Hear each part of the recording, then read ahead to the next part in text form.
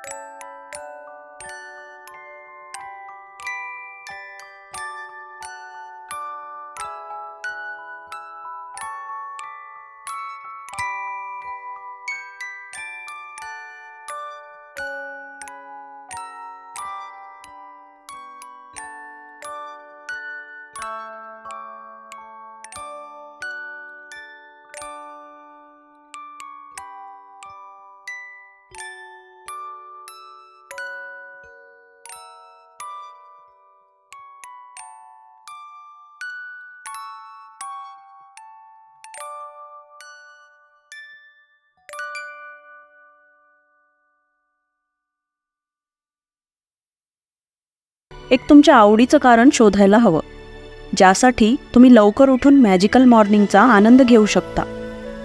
Robin Sharma एक entrepreneur आणि प्रसिद्ध लेखक आहेत. त्यांचं असं म्हणणं आहे की सर्व यशस्वी लोकांमध्ये एक समानता आहे आणि ती म्हणजे ते सगळे सकाळी लवकर उठतात. सकाळी लवकर उठण्याचे अनेक फायदे आहेत. एक तर हे की तुम्ही अधिक प्रोडक्टिव्ह व्हाल, कारण तुम्हाला जास्त वेळ मिळेल ज्यामुळे तुम्ही जास्त गोष्टी करू शकाल. दुसरं म्हणजे तुम्ही अधिक फोकस्ड आणि रिलॅक्स व्हाल आणि यामुळे जास्त ऑर्गनाइज्ड होऊन तुम्ही काम करू शकाल. उशिरा उठणारे नेहमी गडबडीत असतात. ते चिंतित असतात कारण ते त्यांची कामं व्यवस्थितपणे प्लॅन करू शकत नाहीत आणि यामुळे खूप महत्त्वाची कामं ते विसरून जातात. सकाळी लवकर उठणारे त्यांच्या कामाचं ठीक प्लॅनिंग करतात आणि यामुळे ते त्यांच्या लाईफला पूर्ण कंट्रोलमध्ये ठेवतात आणि त्यांचे टास्क पूर्ण करण्यासाठी त्यांना अजिबात गडबड करायची गरज नसते. तिसरी गोष्ट म्हणजे तुमच्याकडे एनर्जीची बिलकुल कमतरता नसेल, कारण सकाळी लवकर उठणाऱ्यांना सकाळी एक्सरसाइजसाठी वेळ मिळतो. व्यायाम केल्याने आपल्याला दिवसभर फ्रेश वाटू लागतं. मेंदूला देखील जास्त रक्तपुरवठा मिळाल्याने विचार प्रक्रिया अगदी स्पष्ट आणि फोकस्ड राहते. आता आपण मॉर्निंग पर्सन कसं बनू शकतो हे पाहू. फक्त 5 मिनिटांत मॉर्निंग पर्सन बना. जेव्हा सकाळी अलार्म वाजतो तेव्हा तुम्ही त्याला लगेच बंद करता. तुम्हाला उठायचे आहे, पण आतून आवाज येतो की आणखी 5 मिनिटं झोपून घेतो. पण ही 5 मिनिटं कधी 1 तासात बदलतात हे कळतच नाही. याला रॅशनलायझेशन म्हणतात. उशिरा उठण्यामुळे ब्रेकफास्ट पण व्यवस्थित होत नाही आणि संपूर्ण दिवस लेट उठल्यामुळे वाया जातो. रॅशनलायझेशन म्हणतं की 5 मिनिटं जास्त झोपल्याने काहीच नुकसान होणार नाही. पण सत्य हे आहे की असं 5 मिनिटं करत करत आपण 1 तास जास्त झोपतो आणि त्यामुळे पूर्ण दिवसाचं प्लॅन खराब होऊन जातं. सकाळी लवकर उठवण्यासाठी या पुस्तकाचे लेखक हॉल आपल्याला 5 सोप्या स्टेप्स सांगतात आणि ही गोष्ट करण्यासाठी आपल्याला फक्त 5 मिनिटं पुरेशी आहेत. लेखक हॉल पहिल्या मिनिटात रात्री बेडवर जाण्यापूर्वी दुसऱ्या दिवसाच्या एक्साइटमेंटसाठी तयारी करतात. तुम्हाला आठवतं का की जेव्हा तुम्ही छोटे होते तेव्हा जर दुसऱ्या दिवशी ख्रिसमस असेल तर सांताकडून तुम्हाला काय गिफ्ट मिळेल हे जाणून घेण्यासाठी तुम्ही लवकर उठत होता. जर तुम्ही एखादा नकारात्मक विचार घेऊन रात्री झोपत असाल, उद्या खूप कामं करावी लागणार आणि उद्याचा दिवस खूप कठीण असेल, तर तो विचार तुम्हाला सकाळी अलार्म बंद करून पुन्हा झोपायला भाग पाडेल. तुम्हाला असं वाटेल की जणू तुमची रात्री झोपच नाही झाली. दुसऱ्या मिनिटात लेखक अलार्म क्लॉक रूममध्ये जितका होऊ शकेल तितका दूर ठेवतात, जेणेकरून त्यांना अलार्म बंद करण्यासाठी उठून जावं लागेल आणि या दरम्यान मनात पुन्हा झोपी जाण्याचा जो विचार येणार आहे तो निघून जाईल. जेव्हा आपण सकाळी लवकर उठतो तेव्हा लवकर उठण्याचं मोटिवेशन लेवल खूप कमी असतं आणि म्हणून आपण अलार्म बंद करून पुन्हा झोपी जातो. पण जेव्हा अलार्म क्लॉक दूर असेल तेव्हा उठून जायच्या दरम्यान मोटिवेशन लेवल वाढते आणि आपण पुन्हा झोपी जाणे टाळतो. 3ऱ्या मिनिटाला हॉल ब्रश करून चेहरा धुवून घेतात. यामुळे त्यांचा आळस दूर होतो आणि जागं राहण्याची मोटिवेशन लेवल देखील वाढते. 4थ्या मिनिटाला हॉल 1 ग्लास पाणी पितात, जे की आधीपासूनच ग्लासमध्ये रेडी असतं. यामुळे शरीरात पाण्याची लेवल वाढते आणि मग शेवटी 5व्या मिनिटाला हॉल एकतर साधा सोपा व्यायाम करतात किंवा आंघोळ करायला जातात. या शेवटच्या स्टेपमुळे त्यांच्या डोक्यातून पुन्हा झोपण्याचा विचार पूर्णपणे निघून जातो. द लाईफ सेवर्स हॉल त्यांच्या जीवनात 2 खूपच वाईट अनुभवातून गेले आहेत. एक म्हणजे ते एका कार ॲक्सिडेंटमध्ये वाचले होते आणि दुसरा म्हणजे त्यांच्या बिझनेसमध्ये त्यांना खूप लॉस झाला होता. त्यांना कळतच नव्हतं की काय करावं, पण त्यांनी जिद्द सोडली नाही, वेळ वाया घालवला नाही. त्यांनी अडचणीतून बाहेर पडण्याचा मार्ग शोधून काढला. त्यांना असे 6 नियम मिळाले ज्यांचा दैनंदिन जीवनात वापर करून जीवन सोपं बनवता येऊ शकतं. ते नियम फॉलो करण्यात काहीच नुकसान नव्हतं आणि त्यामुळे त्यांनी ते नियम फॉलो केले. यानंतर काय झालं असेल याचा तुम्ही अंदाज पण लावू शकत नाही. मित्रांनो, ते जीवनात खूप यशस्वी झाले. आता ते या 6 नियमांना लाईफ सेवर्स असं म्हणतात. हे सगळे नियम खूप सिंपल आहेत. हे तुम्हाला मेंटली, फिजिकली, इमोशनली आणि स्पिरिच्युअली फिट ठेवतात. हे तुम्हाला फोकस आणि क्लॅरिटी देतात. SAVERS मध्ये पहिला शब्द आहे S म्हणजेच सायलेन्स, नंतर A म्हणजे अफर्मेशन, मग V म्हणजे व्हिज्युअलायझेशन, नंतर R म्हणजे रीडिंग आणि शेवटी आहे S म्हणजे स्क्रायबिंग. सायलेन्समुळे तुमच्या दिवसाची सुरुवात शांत होते. सायलेन्समध्ये तुम्ही मेडिटेशन किंवा ध्यान करू शकता. तुम्ही शांत बसून तुमच्याजवळ जे काही आहे त्यासाठी तुम्ही देवाचे आभार मानू शकता आणि तुमच्या कामाचे किंवा दिवसाचे नियोजन बनवू शकता. सायलेन्समुळे तुम्ही शांत होऊ शकता व तुमच्या चिंता आणि तणावाला कमी करू शकता. चिंता ही सगळ्यात मोठी शत्रू आहे. चिंता कॉर्टिसॉल नावाचा एक केमिकल तुमच्या शरीरात रिलीज करतो, जो की तुमच्या मेमरी आणि लर्निंगला कमी करतो. या केमिकलमुळे तुमचे वजन देखील वाढवते. याने तुम्हाला हृदयविकार आणि ब्लड प्रेशरसुद्धा होऊ शकतो. नंतर आहे A म्हणजे अफर्मेशन म्हणजेच सकारात्मक विचार. सकारात्मक विचार हे नेहमी तुमच्या ब्रेनमध्ये सुरू असायला हवेत. हा तुमचा ड्रायव्हिंग फोर्स आहे जो तुम्हाला यशाकडे घेऊन जातो. म्हणून तुम्ही तुमच्या मेंदूला सकारात्मक विचारांनी प्रोग्राम करा. यामुळे तुमचे सगळे गोल्स पूर्ण होतील. पुढील 3 स्टेप्स तुम्हाला सकारात्मक विचार बनवण्यासाठी मदत करतील. पहिली स्टेप म्हणजे तुमच्या गोल्सला लिहून काढा आणि ते अचीव करण्यासाठी तयार राहा.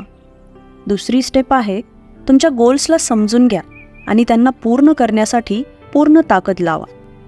तिसरी स्टेप आहे, हे सकारात्मक विचार तुमचा आत्मविश्वास वाढवतील, तुम्हाला फोकस ठेवतील. म्हणून यांना सकाळी दररोज वाचा.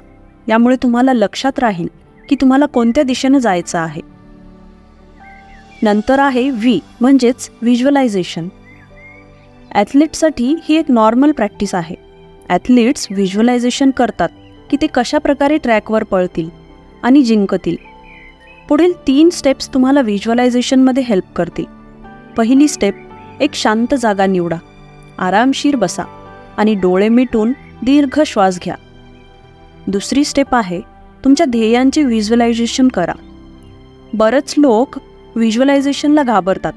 ते विचार करतात की त्यांच्याजवळ ती क्षमताच नाही आहे ज्यामुळे ते त्यांचं ध्येय मिळवू शकतील. स्वतःवर विश्वास ठेवून पुढे चाला. तिसरी स्टेप आहे, व्हिज्युअलायझेशन करा की तुम्ही तुमचं ध्येय मिळवलेलं आहे आणि ते मिळवून तुम्ही खूप आनंदी आहात. एका मॅजिकल मॉर्निंगसाठी ई म्हणजेच एक्सरसाइज देखील खूप महत्त्वाची आहे. एक्सरसाइज तुम्हाला दिवसभर मोटिवेटेड ठेवेल आणि तुम्हाला एनर्जी लेवल हाय ठेवायला मदत करेल. यानंतर आहे आर म्हणजेच रीडिंग. रीडिंगची सवय तुमच्या चिंतांना कमी करते. वाचनामुळे तुम्हाला नॉलेज तर मिळतेच, पण त्यासोबत यश देखील मिळते. जर तुम्हाला बिझनेस करायचा असेल तर स्टार्टअप कंपनीजबद्दल वाचा, कुकिंग बुक वाचा. याने तुमचा मूड मोटिवेटेड राहील. यानंतर शेवटी आहे यस म्हणजे स्क्रायबिंग अर्थात लिहिणे. आपल्या गोल्स व अनुभवांना लिहा आणि त्यांना दररोज वाचा. तुमच्या चुकांमधून शिका. गोष्टींना लिहिल्यामुळे तुम्हाला क्लिअर आयडिया मिळेल की पुढं कसं जायचं आहे आणि काय करायचं आहे आणि काय करायचं नाही. लिहिल्यामुळे तुम्ही तुमच्या अपयशांना आणि यशाला चांगल्या प्रकारे समजून घेऊ शकता. हे तुम्हाला चुका करण्यापासून थांबवेल. यासोबतच लिहिल्यामुळे तुमची मेमरी पॉवर वाढेल आणि तुम्ही महत्त्वाच्या गोष्टी विसरणार नाही. आता या समरीचा शेवटचा चॅप्टर, वुडपेकर इफेक्ट. जर तुम्ही मिलेनियर्सला त्यांच्या यशाचं सिक्रेट विचारलं तर त्यातील काही लोक म्हणतील की ते लकी होते, काही म्हणतील की त्यांनी फार हार्डवर्क केलं, काही म्हणतील की त्यांचे काही रोल मॉडेल होते. पण त्या सगळ्यांमध्ये एक गोष्ट कॉमन आहे आणि ती म्हणजे पर्सिस्टंट म्हणजेच दृढ इच्छाशक्ती. दृढ इच्छाशक्ती पालकांपासून मॅरेथॉन रनरपर्यंत सगळ्यांमध्ये असते. दृढ इच्छाशक्तीचा अर्थ आहे कठोर परिस्थितीमध्ये सुद्धा हार न मानणे. पण जीवनात कधीतरी अशी देखील वेळ येते जेव्हा आपल्याला माघार घेणं गरजेचं असतं. जसं की एक वुडपेकर एखाद्या झाडावर बसून आपल्या जेवणाच्या शोधात तासनतास झाडाला चोच मारत बसतो. असं देखील होऊ शकतं की त्याला हे सगळं करून शेवटी काहीच मिळणार नाही. वुडपेकरचा प्रॉब्लेम हा आहे की तो त्या झाडाला चोच मारत बसेल किंवा दुसऱ्या झाडाचा शोध घेईल. खरं तर आपल्याला कधी कोणत्या कामातून माघार घ्यायला हवी हे जाणून घेणं खूपच अवघड आहे. जेव्हा हॉल यांच्या बिझनेसने चांगली सुरुवात केली होती तेव्हा त्यांनी एका वर्षातच 4 नवीन ऑफिस उघडले. त्यांनी लोकांना नोकरीवर ठेवायला सुरुवात केली, पण यासोबतच त्यांनी अनेक न गरजेची कामंसुद्धा केली आणि हीच त्यांची मोठी चूक होती. जेव्हा शेअर मार्केट क्रॅश झालं तेव्हा ते त्यांच्या 4ही ऑफिसेसना व्यवस्थित चालवू शकले नाहीत. तरीही त्यांनी लोकांना ऑफिसमध्ये कामाला ठेवलं आणि हळूहळू त्यांना त्यांचे 2 ऑफिस बंद करावे लागले. याने हॉलला खूप नुकसान झालं. ते हे मान्य करतात की त्यांनी चुका केल्या. त्यांनी ऑफिसमध्ये लोकांना काम न देता ठेवायला नको होतं. पण ते जेव्हा मागे वळून बघतात तेव्हा त्यांना याची जाणीव होते की त्यांच्या चुकांमधून त्यांना खूप काही शिकायला मिळालं आणि त्यामुळेच ते पुढे जाऊ शकले. चुका तर होणारच, पण त्यामुळे आपण घाबरून माघार घेतली नाही पाहिजे. लोक बरोबर म्हणतात की मेंदू आपला नोकर आहे, पण तो एक खराब मालकसुद्धा होऊ शकतो. जेव्हा मेंदू गरजेपेक्षा जास्त विचार करायला सुरुवात करतो तेव्हा तो आपल्याला काही भीतीने कोणतेही काम करू देत नाही. हॉल कोणतेही काम करण्यापूर्वी जरा जास्तच विचार करायचे. त्यांना हे जाणवलं की बिझनेस संबंधित कोणतंही काम करायला ते घाबरत होते. यामुळे त्यांनी यावर एक उपाय शोधला आणि तो म्हणजे फक्त विचार करत राहण्यापेक्षा जास्त महत्त्वाचं आहे तेच काम करणं. भीती तुम्हाला पॅरालाइज बनवते आणि तुम्हाला यशस्वी होण्यापासून रोखते. समजा तुम्हाला एका इम्पॉर्टंट कस्टमर्सला भेटायचे आहे आणि त्याला बिझनेस समजून सांगायचा आहे. पण तुम्ही हा विचार करत बसता की तो कस्टमर तुमचं प्रपोजल रिजेक्ट करेल, नाराज होईल. यामुळे तुम्ही पुढे जात नाही आणि प्रयत्न देखील करत नाही. अशावेळी सगळ्यात चांगलं हेच असेल की तुम्हाला तुमच्या भीतीला नियंत्रित करता आलं पाहिजे आणि यासाठी तुम्हाला मॅजिकल मॉर्निंग नक्कीच हेल्प करेल. जेव्हा तुम्ही सकाळी उठून व्हिज्युअलायझेशन करता की तुम्ही यशस्वीपणे तुमच्या कस्टमरला गोष्टी समजून सांगितल्या आहेत, तेव्हा तुमच्यात एक कॉन्फिडन्स येतो. तुम्ही हे शिकलात की माघार घ्यायची नाही, पण हेही जाणून घेणं महत्त्वाचं आहे की केव्हा माघार घेणं गरजेचं असतं. हॉलने एक इंग्लिश मीडियम स्कूल उघडली, पण त्याचवेळी अमेरिकेमध्ये इकॉनॉमी क्रॅश झाली होती. म्हणजेच त्यांची वेळ चुकली होती. त्यांनी काही चुकीच्या लोकांना पण शाळेच्या व्यवस्थापनात ठेवलं होतं. यामुळे त्यांना $35,000 नुकसान झाले आणि हे माघार घ्यायचे सिग्नल होते. पण तरीही त्यांनी स्कूल बिझनेसमध्ये आणखी $65,000 इन्व्हेस्ट केले आणि यामुळे त्यांचे नुकसान अजून जास्त वाढले आणि शेवटी त्यांना बिझनेस बंद करावा लागला. तुम्ही स्वतःला विचारा की तुम्ही वेल्थ मॅनेजमेंटचे पुस्तक वाचत असाल तर त्यातून तुम्हाला काही फायदा होत आहे का? जर होत नसेल तर असं पुस्तक वाचण्याचा काही फायदा नाही. तुम्हाला असे वाटत असेल की तुम्ही तुमच्या बिझनेसमध्ये आनंदी आहात, पण जर बिझनेस प्रॉफिटच देत नसेल तर त्याला पुढे आणखी वाढवून काय फायदा? तुम्हाला काही वेगळ्या स्ट्रॅटेजी घेऊन चालायला हवं. जसं की काही खर्च कमी करा, जे गरजेचं नाही ते करू नका. ऑफिसमधले सामान जर गरजेचे नसतील तर ते बदलू नका.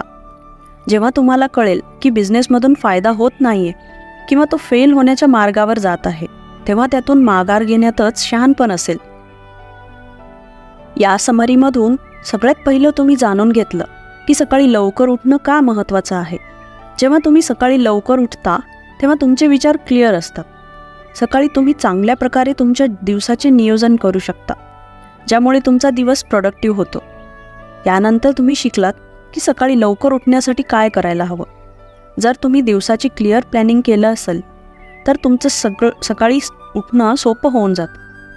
अलार्म क्लॉकला आपण दूर ठेवलं तर ते आपल्यासाठी फायदेशीर असेल. तिसरी गोष्ट म्हणजे सकाळी लवकर उठून तुम्ही योगा किंवा मेडिटेशन करायला हवं. यानंतर आपण सेवर्सबद्दल ऐकलं. याच्या प्रॅक्टिसने तुम्ही स्वतःला फिजिकली, मेंटली, इमोशनली आणि स्पिरिच्युअली मोटिवेट करू शकता. नंतर तुम्ही शिकलात की आपण माघार नाही घेतली पाहिजे आणि आपल्या चुकांमधून आपण शिकलं पाहिजे. आपण आपल्या भीतीवर मात करून पुढे जायला हवं. आपण स्वतःला एका उदाहरणाच्या रूपात सेट करू शकतो आणि यशस्वी बनू शकतो. तुम्हाला फक्त श्रीमंत व्हायचे नाही, तर या जीवन प्रवासात सेल्फ डेव्हलपमेंटच्या मदतीने स्वतःला एका नवीन लेवलवर घेऊन जायचं आहे. द मिरॅकल मॉर्निंग ह्या पुस्तकाची समरी इथेच संपते. समरी आवडल्यास नक्की लाईक आणि शेअर करा. आणखी अशाच बुक समरी ऐकण्यासाठी आमच्या चॅनलला सबस्क्राईब करा आणि बेल नोटिफिकेशन ऑन करायला विसरू नका. धन्यवाद.